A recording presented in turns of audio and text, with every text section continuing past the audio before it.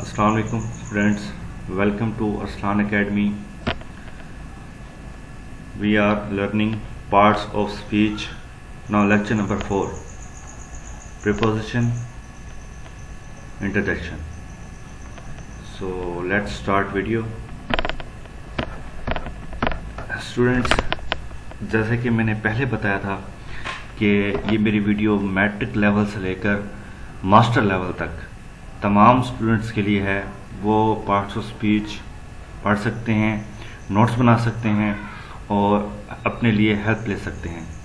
तो आज मैं इसका लास्ट लेक्चर प्रीपोजिशन के हवाले से वीडियो बनाई है। तो चलिए स्टार्ट करते हैं। What is preposition? Preposition is a word that shows relation between noun or pronoun and the other word in the sentence. हर्फ रब्त एक ऐसा अल्फाज है जो इसम और इसमें ज़मीर के दरमियान ताल्लुक़ पैदा करता है।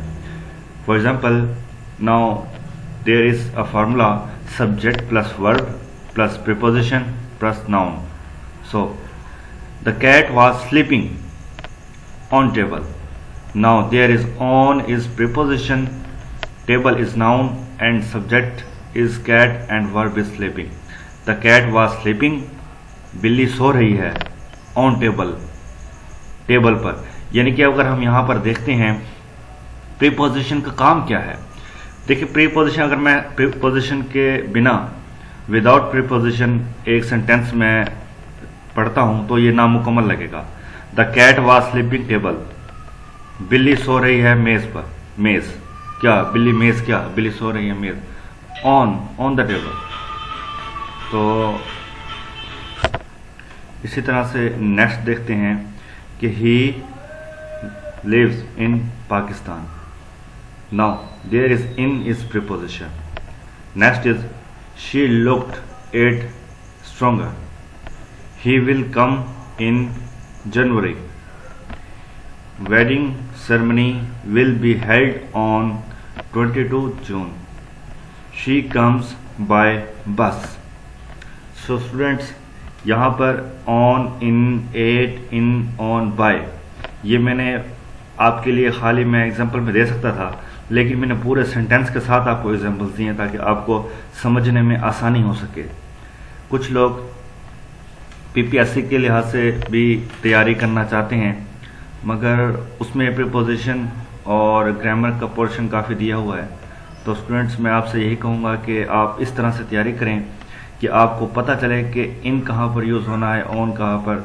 इसकी भी मैं आगे डिटेल बताता हूँ कि there is preposition order. What is preposition order? First is according order of preposition. अच्छा, तो एक हमारे पास होता है असेंडिंग ऑर्डर।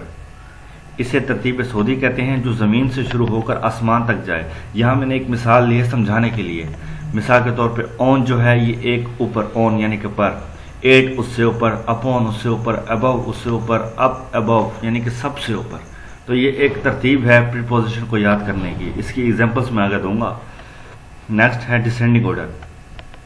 इसे तरतीब नज़ूली कहते हैं, जो ज़मीन से शुरू हो और दोज़ख तक जाए, यानी कि बिल्कुल नीचे एंड हो जाए। For example, under the table, blow नीचे, बिनेथ सबसे नीचे। तो ये चीज़ है स्टूडेंट्स। नेक्स्ट देखते हैं स्पेटियल ऑर्डर। ये वो है जो बारीकी से गुजर जाए। ठीक हो गया स्टूडेंट्स। नाउ जैसे कि थ्रू। नेक्स्ट देखते हैं हम टाइप्स ऑफ प्रीपोजिशन। ये बहुत अहम चीज़ है students. For time. Now types of preposition, first is for time. In time we use in, on, at. ठीक है स्टूडेंट्स। इसके अलावा टाइम के लिए हम कोई भी प्रीपोजिशन यूज़ नहीं कर सकते। For example, now we let's see what is in preposition.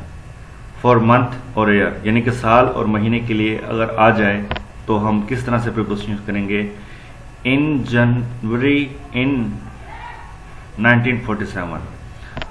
Students, बात होती है ना कि जहाँ पर जनवरी आ जाए या कोई साल आ जाए तो वहाँ पर जो प्रीपोजिशन हम यूज़ करते हैं वो इन यूज़ करते हैं। इन का मतलब होता है में, यानी कि पाकिस्तान 14 अगस्त 1947 में आज़ाद हुआ। अच्छा, तो MA इंग्लिश के पेपर जो हैं वो जनवरी में हो रहे हैं, तो यानी कि इन जनवरी लगेगा। ठीक हो गया। Now next is particular time of day और मंथ ऑफ यानी कि मखसूस दिन और महीना और साल। फॉर एग्जाम्पल इन मॉर्निंग, हम कहते हैं ना किसी से कि हम सुबह मिलेंगे, दिन में मिलेंगे, तो वहाँ पे इन यूज होगा। Nothing on morning, nothing at morning, we use in morning. In first of week, पहले हफ्ते में, यहाँ पर भी इन यानी कि जहाँ पर हफ्ते का जिक्र आ रहा है, दिन का जिक्र आ रहा है, और साथ ही इन प्रेजेंट फ्यूचर यानी कि हम फ्यूचर की बात करते हैं या प्रेजेंट की बात करते हैं, पास्ट की, तो वहाँ पर क्या यूज होगा? इन प्रीपोजिशन ही होगा। हम ऐसे नहीं कह सकते कि on first of week, on present future, on morning या एट मॉर्निंग, नहीं, ऐसा नहीं है। Now next is on.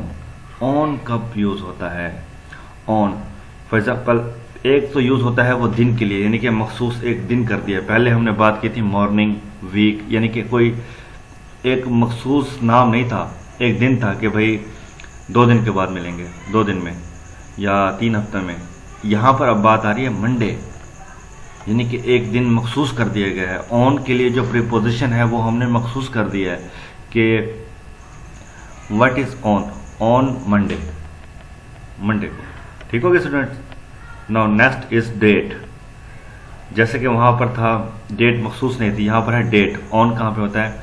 On 5 March. Okay. Now 3 is particular day. Particular day on my birthday, यानी कि किसी की बर्थडे हो, मखसूस दिन हो, तो वहां पर हम क्या यूज करते हैं? ऑन यूज करते हैं। Now last is at. What is eight?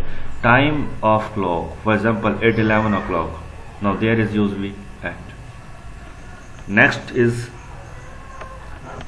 Preposition of direction, यानी कि डायरेक्शन के लिए अब कौन सी प्रीपोजिशन यूज होती है? ये तो मैंने एक आपको बता दिया, इन, ऑन, एट, यानी कि पर्टिकुलर डे, डेट या कोई फ्यूचर, यानी कि टाइम के लिहाज से मैंने आपको बताया। अब नेक्स्ट हमारे पास है डायरेक्शन के लिए। मिसाल के तौर पे कोई कहता है कि भाई मैं लाइब्रेरी की तरफ जा रहा हूं, या किसी ने पानी में जंप लगा दिया, कुछ भी, तो उसके लिए क्या है हमारे पास? She went to the library. यहां पर हम यह नहीं कह सकते कि she went on the library, she went in the library. No, there is she went. If there is direction, went क्या है? डायरेक्शन के लिए, जा रहा है, डायरेक्शन, तो कौन सी प्रीपोजिशन यूज होगी? To. She went to the library. अक्सर PPSC में या NTS में या IPSC में अक्सर इस तरह के सवाल आते हैं प्रीपोजिशन जहाँ पे ऑप्शन दिए होते हैं, she went on library, to library, in library, तो वहाँ पर लोग अक्सर या तो बाय भी आ जाता है, तो अक्सर लोग जो है वो कंफ्यूज हो जाते हैं कि कौन सी हमने प्रीपोजिशन जो है यूज करनी है। स्टूडेंट्स, आपने सिर्फ डायरेक्शन को देखना है, जहाँ पर डायरेक्शन का जिक्र होगा वहाँ पे आपने टू लगाना है। Now next is he jumped, उसने जंप लगाया, इनटू द वाटर, पानी में। अब देखिए यहाँ पर भी एक प्रीपोजिशन एक डायरेक्शन के ही लिहाज से है, वेंट का जिक्र नहीं है, लेकिन फिर भी उसने जंप लगाया इनटू, पानी में। He run away when he felt the someone was coming toward him, यानी कि उसकी तरफ आ रहा है। वो कह रहा है कि एक बंदा है, उसने क्या किया? वो भाग गया जब उसने फील किया कि कोई उसकी तरफ आ रहा है। नाउ टूवर्ड इसकी तरफ, हिम उसकी तरफ। टूवर्ड इज प्रीपोजिशन जो कि डायरेक्शन के लिहाज से इस्तेमाल होता है। Next is preposition for agent use for thing use is cause of an other thing in sentence. Okay students, next जैसे कि this book is written by Shakespeare, यहाँ पर जो बाय यूज हो रहे हैं ना, ये एक चीज एजेंट के लिए, थिंग के लिए यूज हो रहा है, कि यहाँ पर हम ये नहीं कह सकते this book is written on Shakespeare, नहीं, बाय, यानी कि फलां बंदे ने लिखी है। ये अक्सर आपने देखा होगा बुक्स पे भी लिखा होता है रिटन बाय शेक्सपियर, जैसे कि मैंने स्टार्ट में दिया हुआ है कि रिटन बाय अरसलान शरीफ, तो यहाँ पर मैंने प्रीपोजिशन यूज की है बाय। नेक्स्ट देखते हैं, the rub is filled with water. Now there is field, यहाँ पे अब 3 लफ्ज देखें, फील्ड, वाटर, यानी कि दरमियान में जो हमारे पास विद है साथ, ये क्या है? प्रीपोजिशन है। नेक्स्ट देखें तो preposition for instrument, devices, machines, यानी कि इसके लिए भी प्रीपोजिशन इस्तेमाल होती हैं, लेकिन कौन सी होती हैं वो देखते हैं। अब एक जगह पे देखें, जैसे कि मैंने बाय यहाँ पे शेक्सपियर के लिए यूज किया था, यहाँ पे है she comes dash bus daily. No, she comes by bus daily. There is by, by मतलब है कि वो बस पर आता है रोजाना, यहां पर भी हम बाय यूज करेंगे। Next is he open the lock dash की विद की। ठीक हो गया स्टूडेंट्स। देखें यहां पर बात हो रही थी एजेंट्स की, मैं फिर से दिखाता हूं, एजेंट्स की, थिंग्स की, यानी कि शेक्सपियर है या वाटर है, चीजें। नेक्स्ट हमारे पास इंस्ट्रूमेंट की बात हो रही है, लास्ट में देखें, यानी कि बस एक हमारे पास क्या है, एक मशीन है चलने वाली, की हमारे पास क्या है, एक हमारे पास इंस्ट्रूमेंट है, इसी तरह के डिवाइसेस कोई। तो उसके लिए हमने कौन सा प्रीपोजिशन यूज किया है, हमने बाय और विथ यूज किया है। ओके हो गया students. Now last is interjection. Interjection are short words which shows great emotions of feeling, यानी कि इंटरजेक्शन हमारे पास एक ऐसा लफ्ज होता है जो इंसान की अंदर की फीलिंग्स को, यानी कि एहसासात को और इमोशंस को, जज्बे को जाहिर करता है। For example, hurrah, we have won the match, aha हमने मैच जीत लिया, यानी कि ये कोई अक्सर जो लोग मैच खेलते हैं तो खुशी का इजहार किया, यहाँ पे हुर्रा जो है वो खुशी के इजहार के लिए इंटरजेक्शन है। Now next is ouch. Ouch it's hurt, यानी कि जब तकलीफ होती है तो बंदा कहता है ना कि ओह तकलीफ हुई, तो यहाँ पे आउच क्या है, इट्स हर्ट, हर्ट के लिए यूज हुआ है। Now wow, wow what is a nice shirt, यानी कि हम सरप्राइज होकर देखते हैं वाह क्या चीज है, wow what is nice shirt, तो यहाँ पर वाओ जो है ये हमारे पास क्या है, एक इंटरजेक्शन है। Now hi, what are you doing, hey what are you doing, यानी कि तुम क्या कर रहे हो। यहाँ पर मैं क्वेश्चन मार्क्स भी लगा देता हूँ ताकि आपको समझने में थोड़ी आसानी हो जाए। तो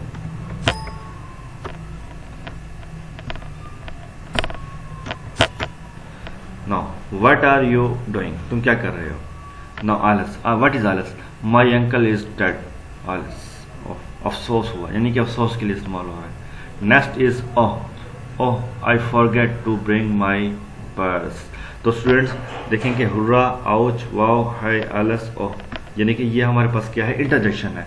और कहीं पर भी आपके पास ये आता है कि, तो आपको ये पता होना चाहिए कि हुर्रा जो है वो खुशी के लिए है, आउच जो है तकलीफ के लिए, वाओ जो है वो सरप्राइज होने के लिए है, और हाय यानी कि पूछ सवाल करने के लिए, आलस अफसोस के लिए, और ओह यानी कि ये भी एक तकलीफ के लिए ही यूज़ होता है।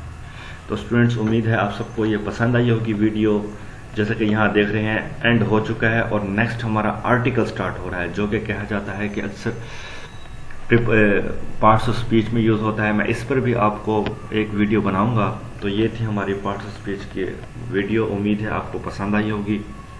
अगर आप चाहते हैं कि मैं आप सबके लिए इसी तरह से वीडियोस बनाता रहूं और पीपीएससी की तैयारी या एनटीएस किसी भी लिहाज से मैं आपके लिए कोई मटेरियल आपको दूं तैयार करके, तो आप जस्ट मुझे अपनी मेरी वीडियो में कमेंट करेंगे और मैं इंशाल्लाह उस पर आपके लिए वीडियो बना दूंगा। अल्लाह हाफ़िज़।